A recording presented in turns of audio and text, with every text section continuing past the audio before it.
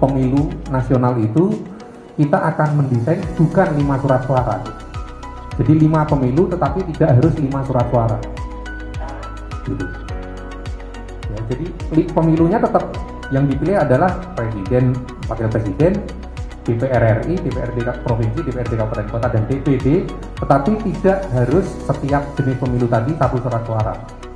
Kita sedang merencanakan beberapa alternatif.